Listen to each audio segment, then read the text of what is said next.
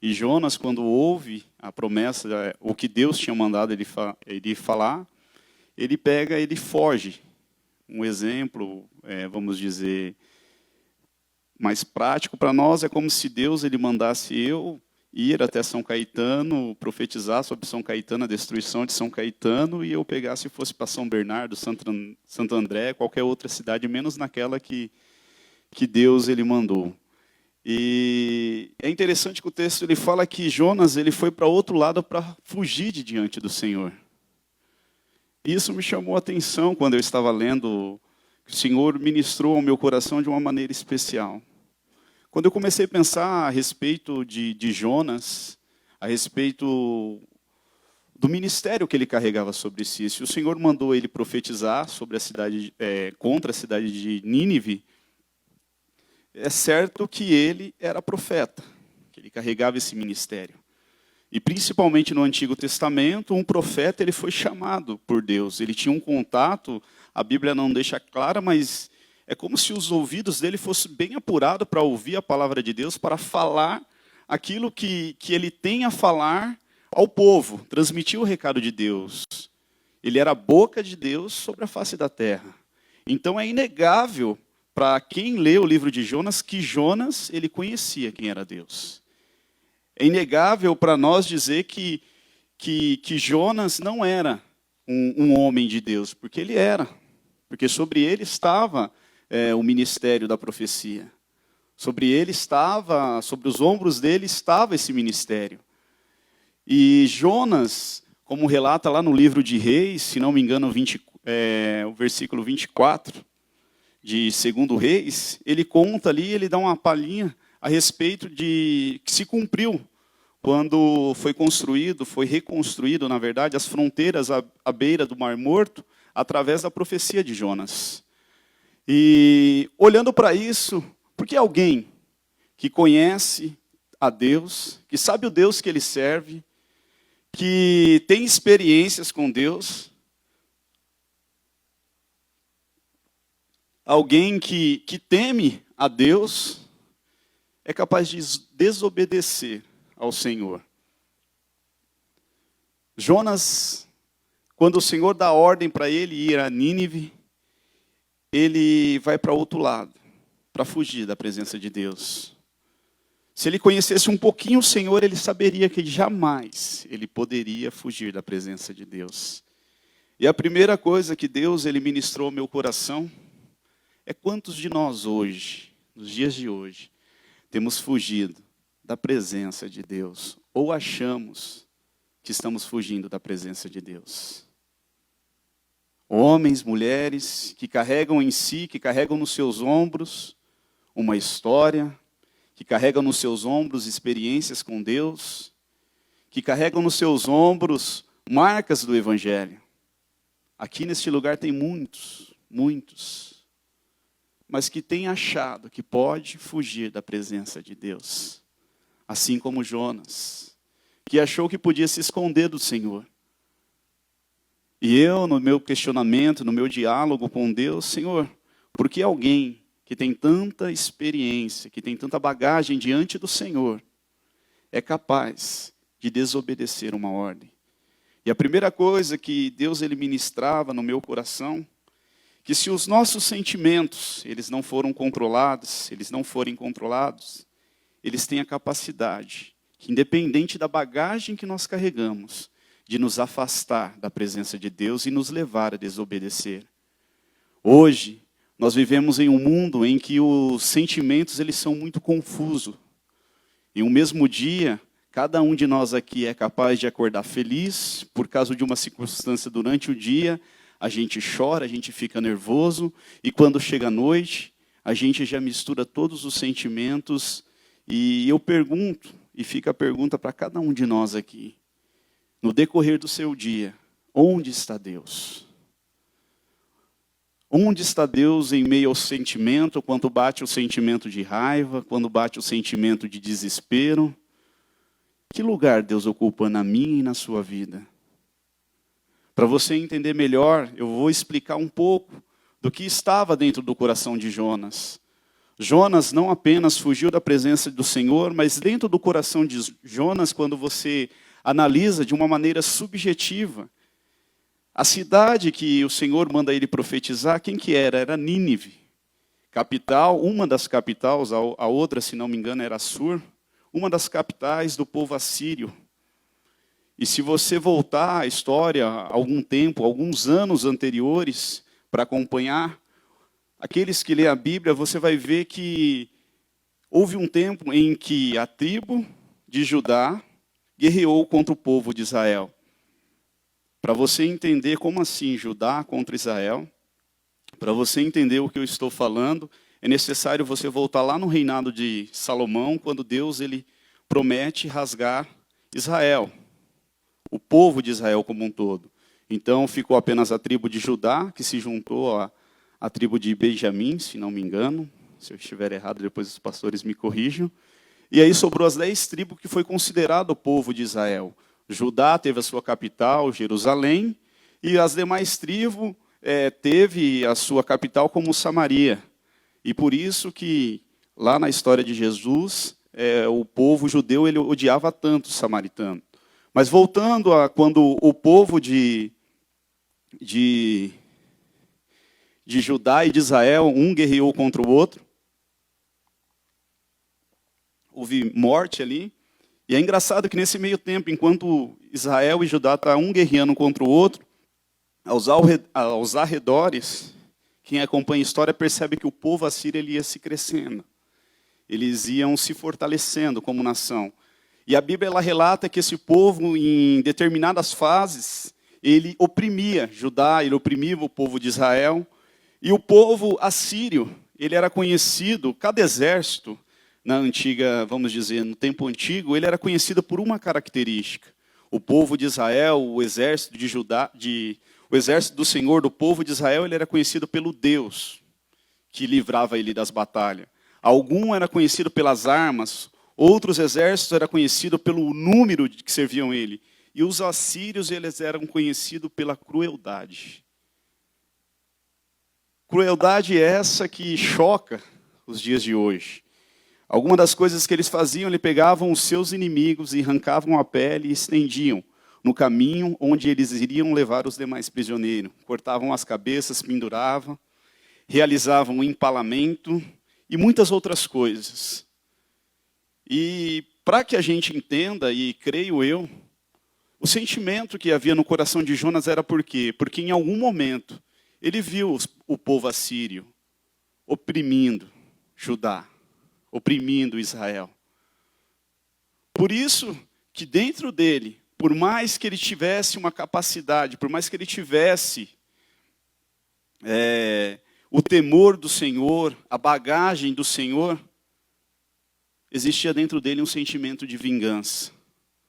Se você ler o livro de Jonas, você vai entender lá no final, no capítulo 4, que dentro dele, ele fala assim, eu conheço o Senhor.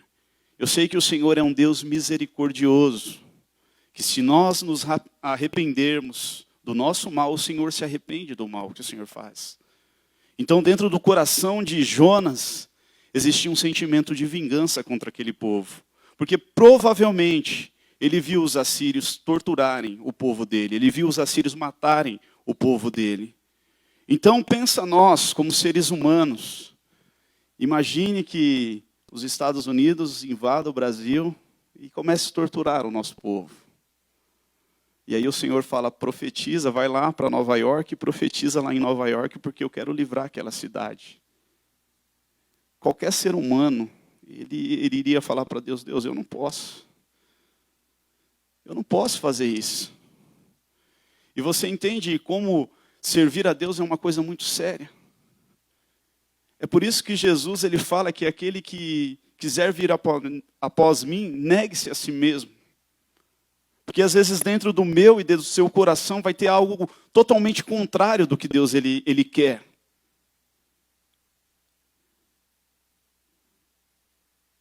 Às vezes o nosso desejo é que para determinadas circunstâncias, para determinadas pessoas, a justiça de Deus ela seja feita.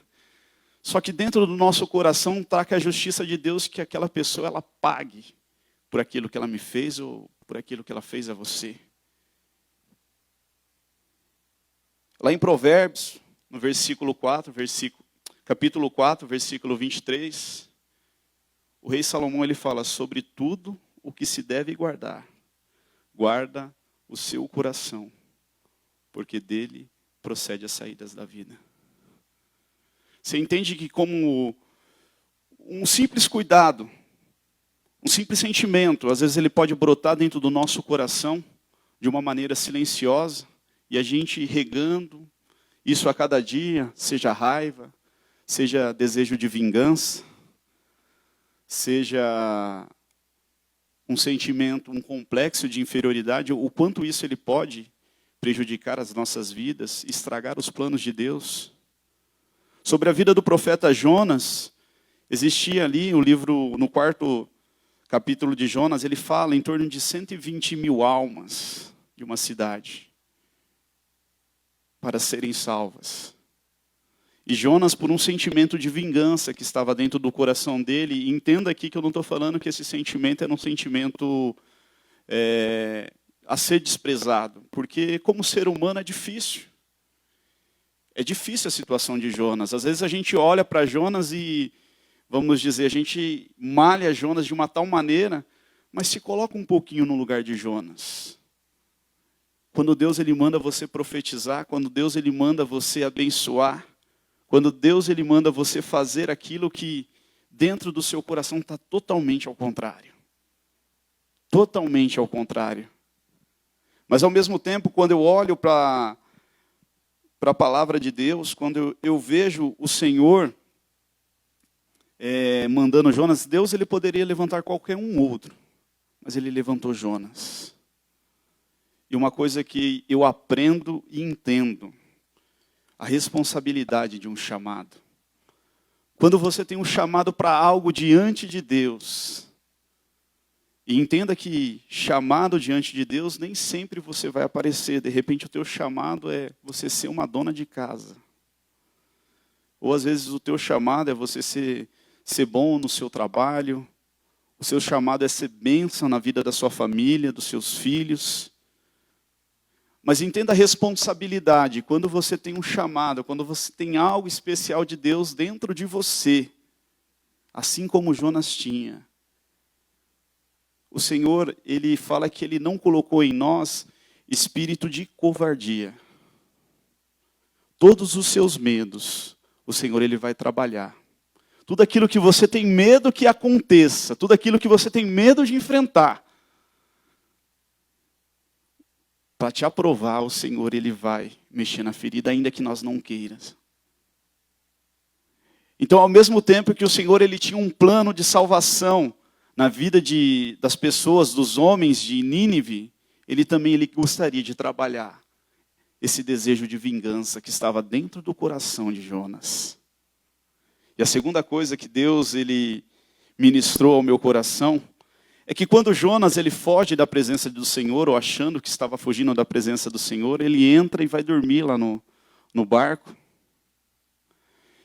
E num dado momento eles acorda Jonas lá, o responsável pelo barco acorda Jonas, e fala para ele clamar ao Deus dele, porque o mar começou a se enfurecer, estava vindo uma tempestade, e Jonas sabia que era por causa dele.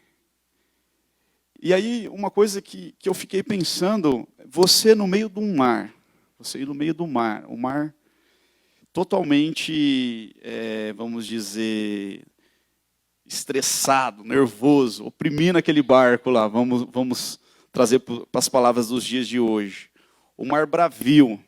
Eu não sei se você já teve a oportunidade de estar no meio do mar e vir uma tempestade. É assustador. É assustador. A primeira coisa que a gente pensa é na morte, eu vou morrer. Porque para onde você olha tem água. Aquelas ondas cada vez maiores. Você olha assim, parece que o céu cada vez mais escuro. Assusta. Quem já teve a oportunidade ou o desespero de estar na beira de um mar e viu uma tempestade na beira do mar, é assustador.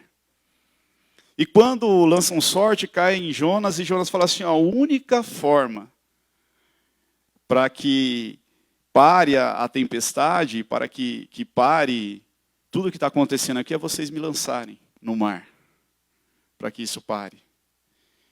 E aí eu fiquei pensando, Jonas, ele poderia ali no barco, ele conhecia o Senhor. Por que simplesmente ele não orou a Deus e pediu para parar a tempestade? Você já parou para pensar nisso? Porque ele conhecia, ele sabia o Deus Todo-Poderoso. Por que simplesmente ali, naquele momento de aflição, ao invés de lançar eu no mar,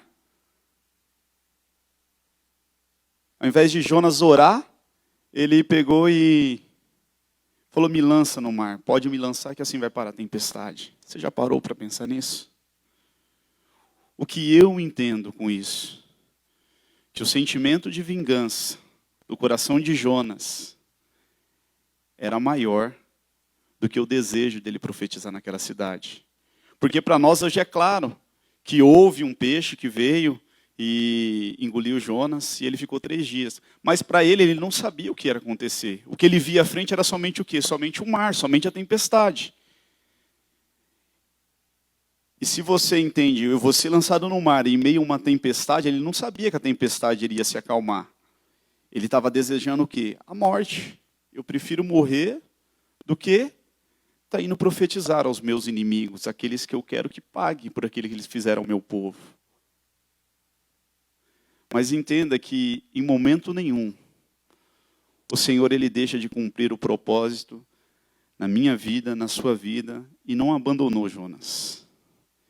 Talvez Jonas estava no coração dele ali, digo eu e não a Bíblia, um sentimento de morte, que ele iria ser lançado e ali ele iria morrer, e ele não veria talvez aquele povo de Nínive salvo.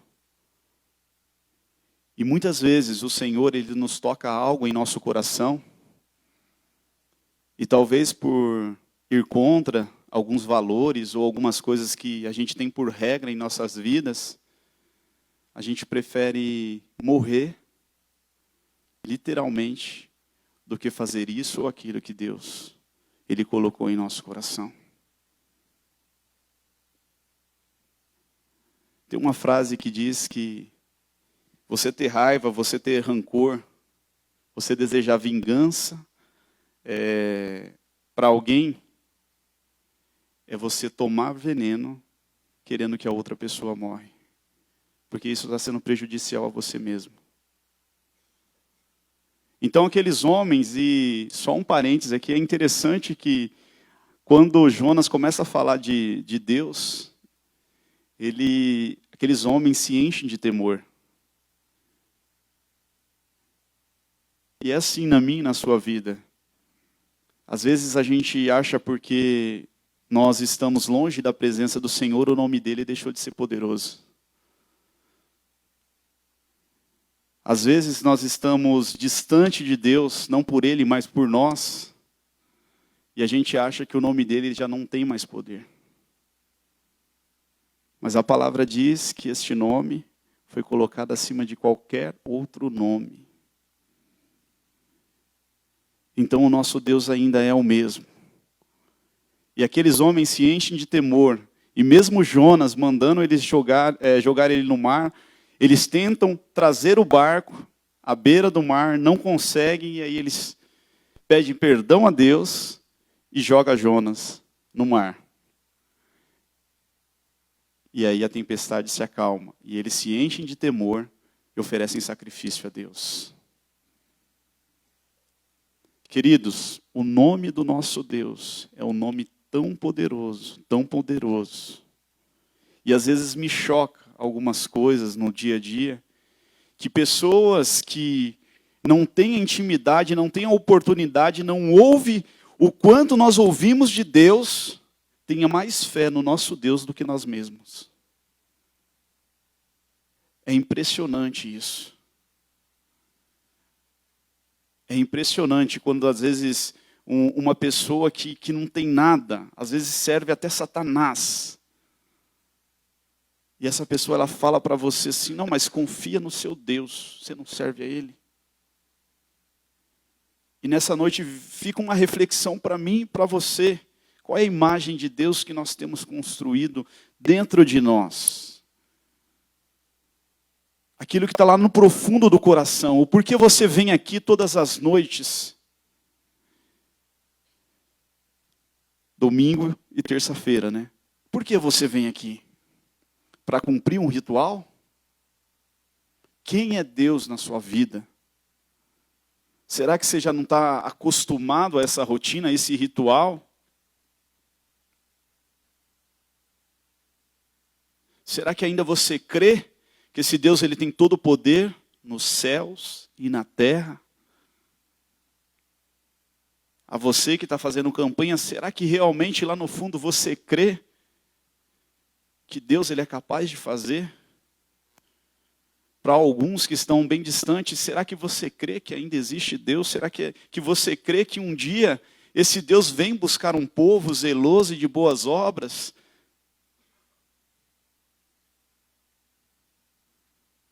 Ou simplesmente você está vindo aqui e deixa a vida me levar,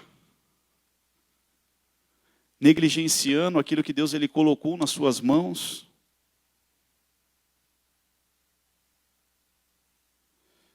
Voltando à história de Jonas, Jonas ele é engolido por um grande peixe.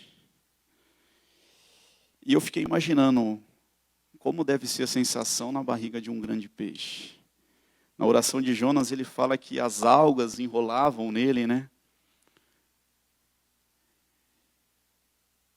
Espiritualmente, queridos, às vezes nós nos sentimos assim. Às vezes a gente foge da presença de Deus, vai para tantos lugares. E talvez o grande peixe do pecado, o grande peixe da dúvida, o grande peixe da indecisão, o grande peixe da divisão, ele nos engole e a gente não sabe o que fazer. Às vezes a gente está tão enrolado, tão longe da presença de Deus, que já nem sentimos mais a sujeira. E Jonas fica ali por 3 dias. Mas no capítulo 2, ele alça a voz dele ao Senhor. E nessa noite, Deus ele está falando para você, não importa quão longe você foi.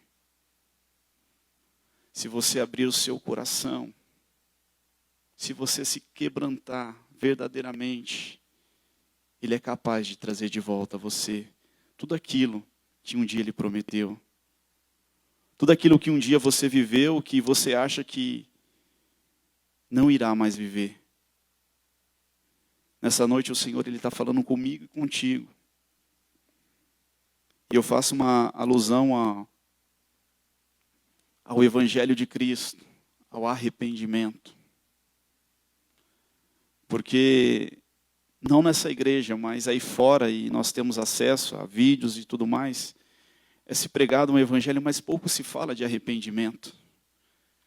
Parece que nós podemos erguer a mão e dizer, eu aceito Jesus, mas continuar vivendo a vida que é confortável. Jonas, para viver a vida de Deus, ele foi parar no ventre de um peixe. Aonde você quer que Deus te leva para você acordar que as coisas de Deus são sérias? Que Deus ele te chamou e tem algo especial na sua vida, mas enquanto você não entender e se colocar na vontade dEle, você vai viver entrando e saindo dos peixes da vida.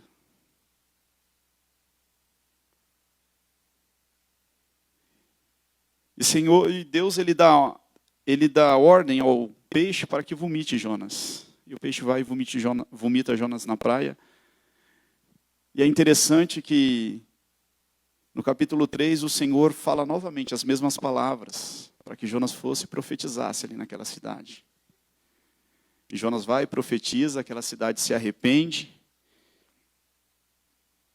E Jonas, a palavra diz que enquanto ele vai falando, os homens já vão se aquebrantando, né?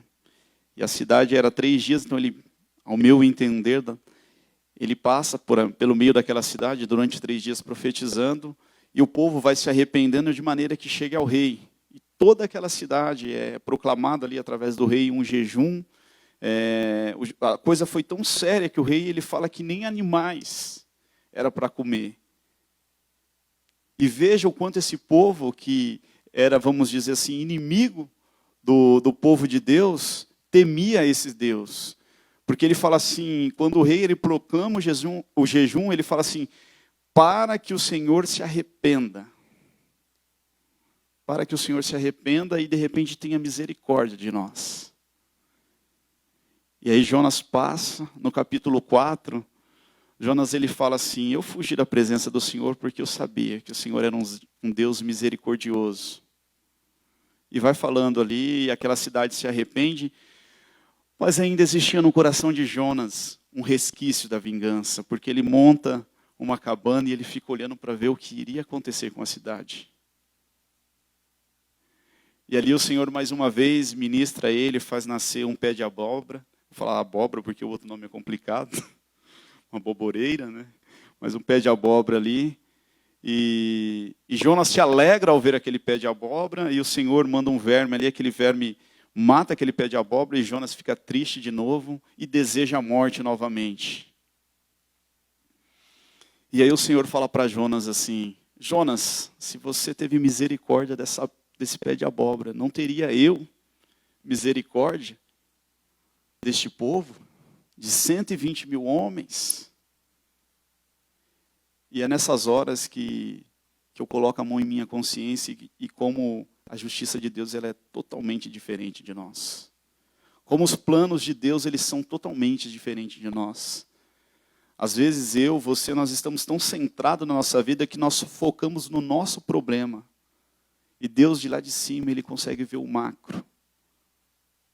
Às vezes você está passando por uma dificuldade, por um problema, e Deus ele está te preparando a levar você a falar para pessoas, e aquilo ali, de repente, é para salvar 120 mil almas. Então, a palavra dessa noite é que cada um de nós venhamos a pensar no propósito de Deus. Porque quando nós entendemos o propósito, fica fácil, ou um pouco mais fácil, nós cuidar dos nossos sentimentos. Porque a nossa atenção, o nosso foco, ele vai estar o quê? No propósito. O para que Deus nos chamou. O que Deus ele requer da minha vida. Só que para isso a gente precisa entender os propósitos. Acho que o exemplo mais claro é, vamos dizer, se o João ele chegar aqui para mim e falar assim, ó, toca sax ali. Não, toca ali, mas como assim? Eu nunca toquei um sax na vida, eu não sei. Eu não entendo. E às vezes a gente quer entender os propósitos de Deus sem nunca ter perguntado para Ele qual o propósito. E entenda que quando nós estamos longe de Deus, nós não entendemos o propósito e nós nos tornamos presa fácil. Agora, quando nós entendemos o propósito de Deus para as nossas vidas, nada nos abala. Vou dar um exemplo mais prático para você, que trabalha e levanta bem cedo. Por que você levanta cedo? Você já perdeu a hora? Se você é um homem de responsabilidade, eu garanto que em um ano você nunca perdeu a hora. Porque existe um propósito para você ir trabalhar. Alguns aqui eu garanto para você que nem sabe ou experimentou por algumas vezes, né, pastor Arlindo? O que é ficar 24, 48, 72, 96 horas sem dormir. Por quê? Porque o foco não está no sono, está no propósito. Então, enquanto o teu foco estiver no sentimento, talvez o sentimento de vergonha, e não no propósito de Deus para a sua vida, você nunca vai entender. Você nunca vai conseguir trabalhar aquilo que está aqui dentro. A partir do momento que você tirar a sua visão do sentimento e focar no propósito de Deus, você vai entender ainda que doa, você vai fazer a vontade de Deus. Porque o propósito, ele é maior do que qualquer sentimento. Faz a experiência na sua vida. Coloca um propósito, algo que te motive. Você vai ver que você vai conhecer forças que você desconhecia dentro de si. E às vezes, diante de Deus, é impressionante o quanto a gente coloca limite para fazer as coisas de Deus. Até mesmo uma oração. Nós temos a oportunidade, pensa bem na questão, às vezes a oração ela é tratada como algo simples, mas quando narra lá a respeito de Jesus Cristo, diz que o véu se rasgou e ali, vamos dizer, nos deu livre acesso. Nós cremos que Deus, Ele é Senhor dos senhores. E hoje a gente tem um livre acesso para esse Deus. Mas quantos de nós aqui deixa para falar com Deus no último minuto, antes de dormir, e ainda tem a coragem de falar: Deus, o Senhor sabe que eu estou cansado. Ou quantos de nós aqui tem a coragem de colocar o celular para despertar um pouco mais cedo, para poder falar com Deus, para entender os propósitos dele? Um pequeno momento em que Jonas, lá no ventre do peixe, ele se arrependeu e começou a entender os propósitos de Deus, ele foi lá e cumpriu, ainda que dentro dele existia um outro sentimento. Ele entendeu o propósito de Deus. E deixa eu falar uma coisa para você, tanto para mim quanto para você. Nós conhecemos ao Senhor, nós estamos aqui vivendo o Evangelho. E um dia vai ser requerido de cada um aqui, diante de Deus, o que Ele colocou. Assim como, vamos dizer, Jonas, ele tinha dentro de um sentimento, mas ele foi lá e cumpriu o propósito de Deus. Por mais que dentro dele existia algo contrário à vontade de Deus. E o Senhor teve misericórdia daquela cidade. Agora imagine eu e você, em que para nós veio o filho dele.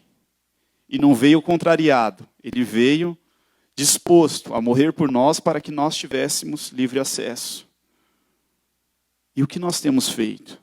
Será que o nosso coração está assim como o coração do povo de Nínive, que ao ouvir a voz de Deus se arrependeu, porque conhecia do que aquele Deus era capaz? Será que eu e você, nós estamos tendo a noção do que é o Evangelho, que foi o Filho de Deus que um dia deu a vida para nós e nós temos livre acesso, tudo aquilo que foi quebrado, foi consertado? E um dia nós deveremos prestar conta a respeito do que a gente fez com isso, com essa liberdade, com essa graça que é nos concedido. Então nessa noite eu sei que é uma noite de campanha, mas não adianta nada. Eu penso assim, que enquanto nós não cumprimos os princípios e os propósitos de Deus, Deus ele não vai nos entregar nada, a não ser a graça e a misericórdia dele todos os dias. Então, se nós queremos ir além, se nós queremos conquistar além, nós devemos fazer aquilo também que vai além de nós como seres humanos, e parar de colocar limites para o agir de Deus, e limites e desculpas para nós buscarmos a Deus. Que cada um de nós aqui saia refletindo sobre essa palavra de que Jonas, ele precisou ser engolido por um peixe para entender os propósitos de Deus. E que eu e você, se nós formos inteligentes, nós iremos olhar para a palavra do Senhor e aprender com os servos dele e entender que por mais que o sentimento que está aqui dentro do meu coração, ele é contrário à vontade de Deus, ao propósito de Deus, eu tenho que cumprir o propósito de Deus. Amém, irmãos? Que Deus possa falar mais e mais em cada coração. Feche os olhos, vamos estar fazendo uma oração. Senhor, ó Deus e Pai, em nome do Teu Filho amado Jesus Cristo, nós Te louvamos e Te agradecemos, ó Pai querido, por tudo quanto o Senhor é. Deus, que o Teu Espírito Santo, ele venha falar mais e mais em cada coração aqui, E que Deus, aquilo que eu não tive a capacidade, que o Senhor venha ministrar. Abençoe a vida de cada um aqui, abençoe a família de cada um aqui. Se entrou alguém aqui, ó Deus Todo-Poderoso, talvez triste, preocupado, que o Senhor, ó Deus Todo-Poderoso, venha tirar essa tristeza, venha tirar essa preocupação, venha trazer, ó Pai Todo-Poderoso, um renovo. Renova, Senhor amado, as nossas forças, dê força ao teu povo para continuar. Esteja conosco, nos guarde, nos livre de todo mal, Senhor amado. Nos leve em paz agora para as nossas residências. É o que nós te pedimos e te agradecemos em nome do Senhor Jesus Cristo. Amém.